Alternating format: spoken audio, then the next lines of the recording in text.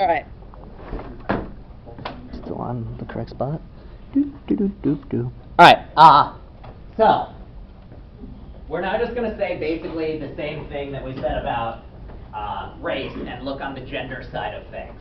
And basically, it's just going to be, again, looking at why is it that we see the gender disparity in tech, and then what are some of the consequences of it? What are the negative reasons that we see it?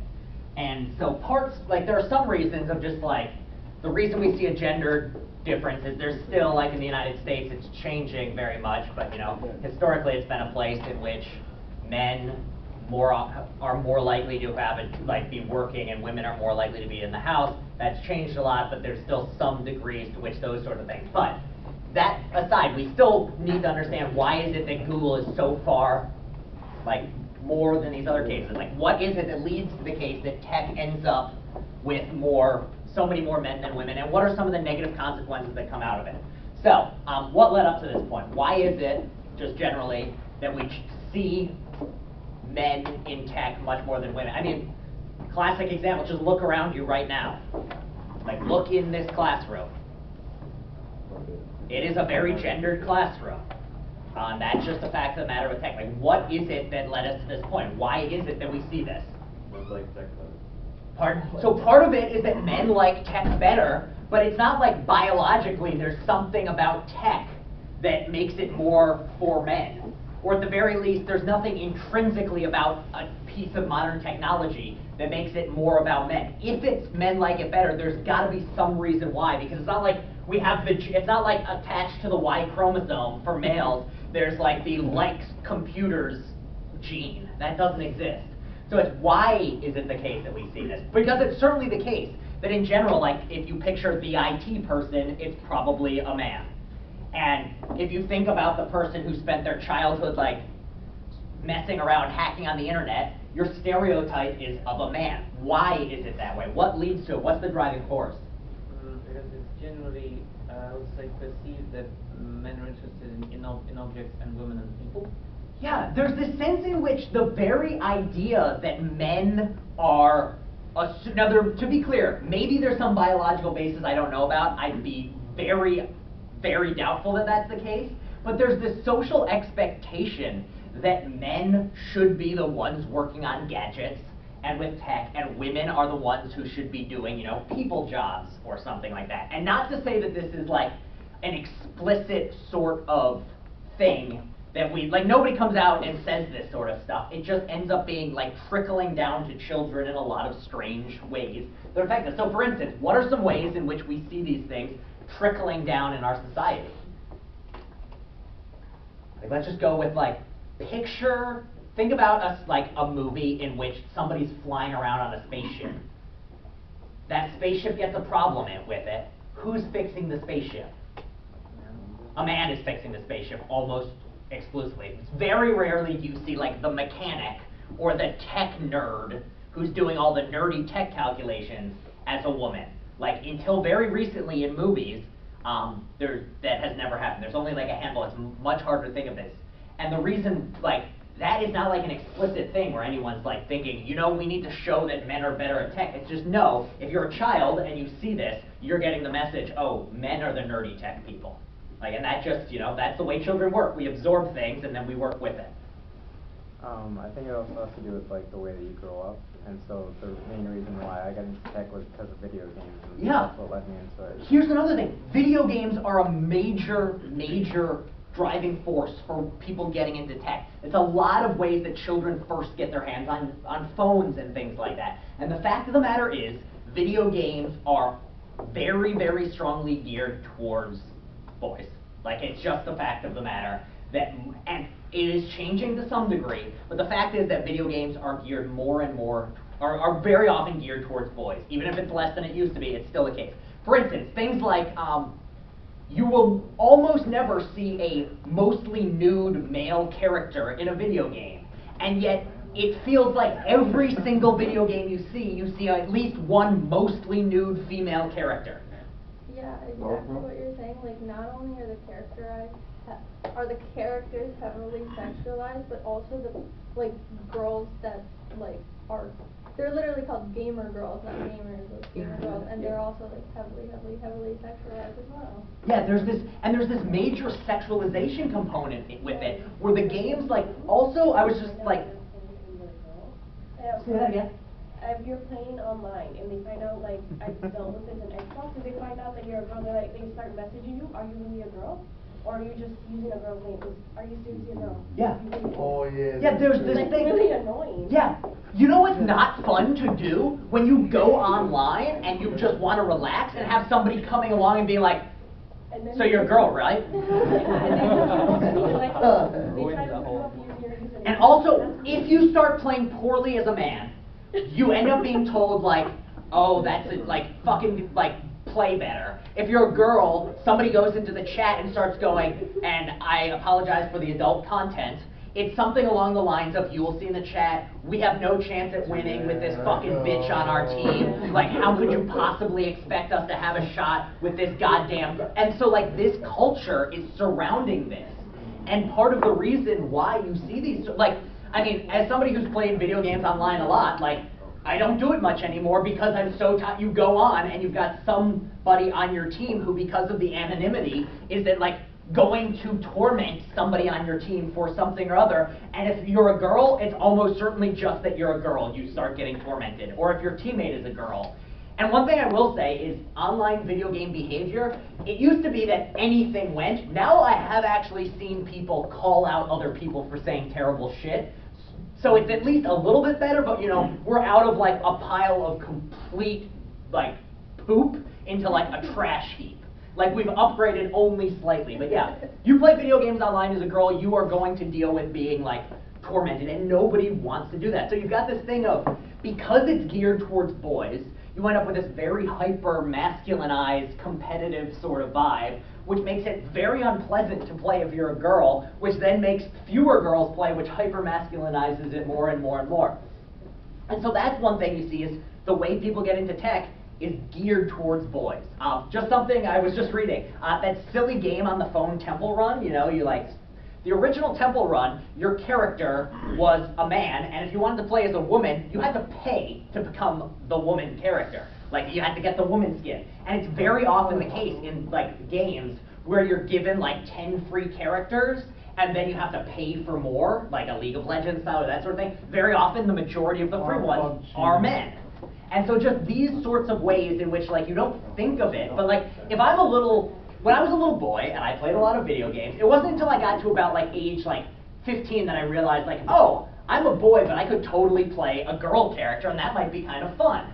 But when I was a little boy, it's like, I want to play the person who looks like me. If you're a little girl and you want to play the person who looks like you, it takes a lot more effort. You have to design your character, you have to pick this. It's, like, a lot more effort, and a lot of games are only, like, just becoming aware of this very fact. So, like, that's another way in which this sort of thing comes in. So it's not just like you get the toxic masculine online community. You also get the fact that the games are literally designed for you, and very often, or for boys. And if you're a girl, there's also the fact that if you get a cool, strong female character, there's a good chance she's also going to be, like, strangely sexualized, which is like another thing which just takes away. Like, armors? Pardon? I saw, like, there's a video actually on Facebook where they compare the armors of women characters and guys. Yeah. Women characters almost never protect anything. Yeah, you... No, they protect the boobs. Yeah, define, it's like, yeah, the guy characters, you've got, like, this giant helmet and this armor and this giant sword, and a female character, it's like full body armor except for, like, right here, which is just wide open because, you know, fighting in a battle to the death, you must show your cleavage much more than you need to stay alive. That seems to be a general They're gist. trying to throw off all of the straight men. I mean, yeah, I guess that is one thing you could... But this is like what you were saying earlier, is like if women like program these characters, made these characters, they would never make characters like this. This is all done by like dudes. Yeah, and it's very clear. That's another thing. But here's another issue. So I had a student a couple semesters ago who does video game programming. And he was saying, and this is like showing the sort of thing, it's not like male. So first off, sometimes it is that male video game programmers are trying to appeal to other male video game programmers in their office and appeal to a hyper male audience. But even in those cases in which you have somebody who's socially aware, and it's like, we need better, strong female characters, one of the problems is, if you don't grow up as a woman, it's very hard to know how to write a good woman. Like, that's why, I don't know how many of you have read Game of Thrones, but one of the amazing things to me about those books is that we have like a 65-year-old dude who somehow manages to write like convincing 11-year-old girls, and I don't know how he does it, because there's a lot of other books where you read it and you're like, this is an 80-year-old man's idea of what a 12-year-old girl is, and it's really uncomfortable to read this right now. And that's what often happens in these games. You have a character who's written, and very often because it's written by a man, even if they're trying to be understanding and make it positive, it comes out kind of like a, okay, I see what you're going for here, but like, this isn't really a believable character. Also, there's things like just the sorts of issues that just like get ignored, both in like tech in general and then like video games and things. Like, you don't have video games that address like specific, I mean, I guess video games don't generally like address bodily functions in general, but I feel like I can imagine somebody adding in a game in which like your character has to pee or something like that. But you could never imagine a game where it's like, now your character has to deal with like menstrual cycles or anything like that. And just like the difference there, even in the way we think about it, is so different. And so yeah, that's one, is like the way we get into it is very stereotypical. And then also on top of this, going with, we were just talking about just the assumption of like, what does a tech person look like? But there's also this like active, in a lot of workplaces, it's like hyper bro culture around tech, which can be very off-putting and offensive to people who are not part of that hyper bro culture. And so you read things in which like, it's sometimes like explicit, but oftentimes it's just like people like will make joking comments that like they would have made with like their buddies back when they were in high school in the football locker rooms, and it's like, oh, we're in a bro culture so we can do this. And instead it just ends up being offensive and making it a bad workplace to work. And then you also like, this is going with some of these other things. Did anyone, has anyone read some of these stories about like what it was like to work as a woman at Uber, or somebody who, what it was like to work as a woman at Riot Gaming, who makes League of Legends, or any of these things? So there was one from Riot, which was really upsetting, where it was this woman felt like she had been being ignored by her bosses because she was a woman. And she felt like she was constantly having to prove that she was actually a gamer, and not just like a fraud. And it felt like they were trying to push her to prove always like, oh, you aren't a real gamer, you don't. And then, so she came up with this idea and was like, I'm gonna try pitching this idea to the bosses. She pitches it, they ignore it. She tells her friend in the office, who's a man, pitch this idea next week, let's see what happens. They jumped on it and loved it. And just that sort of way, where it's not like the bosses were necessarily consciously being like, oh, she's a woman, she doesn't know. They may have been, and in some cases with gamer like culture and like right-wing online personalities, it can be like that. But other times it might just be that people are less likely to, like, very often in a workplace that is hyper-masculine, you see people in power less likely to take women seriously. Also, there was like this email thing, like this post a while back where this guy signed his name, like corresponded with clients via email, but signed his name like as his female coworker, and like they never took her seriously, and it was like a dude talking to them, but they like treated him like differently than his usual clients treat him because they thought that. Yeah, and that's a really good case. I'd forgotten about that one. Thank you for bringing that one up. Yeah, it was literally like he just ran his own thing, his own test, where he like wrote his messages, but then signed it with a female or a woman's, the stereotypical woman's name, and the response from the clients was very different as well, because this is the assumption that like, oh, it's a tech woman, she doesn't know what she's talking about because tech people are dudes, and then they started responding in those sorts of ways. And also, it just like, not only does it lead to, well, one thing that is bad consequences is if you have people in your workplace who have great ideas and you're ignoring them because of their gender, like you are missing out on huge numbers of ideas. Also, things like there are like think about how much better video games would be if there were more, like over 50% of our population are women. Imagine how much better games would be if there was actually good writing for female characters. Like, everybody would benefit from that, and yet it's missed out on because so few people doing the writing are women. And so these are the sorts of ways in which, like, the society as a whole is worse off by having a very gendered work environment. Also, there's this sort of thing where, like, because you have these bro cultures that are, like, hyper masculine and hyper, very often, if you like read about the culture at like Uber or any of those places, frat party is very often brought up as a comparison to like what it's like, where it's just like dudes who just like used to go around and play beer pong and, you know, like, oh, let's get smashed. And so you see these things and you think like that is not a workplace that's going to be very conducive to certain sorts of people working there. And what you end up with are these companies that like ignore certain sorts of issues.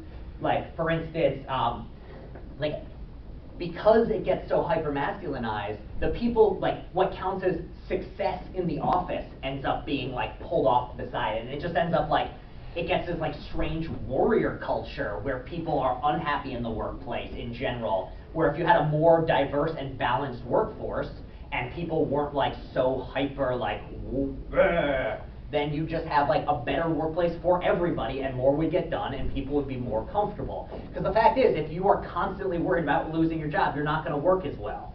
And so like hyper-masculinized workplace where people are, you know, constantly talking about how crappy you are at your job and how much better they are and constantly trying to put you down and raise themselves up, it's not good for the workplace as a whole, and you end up with products which aren't as good.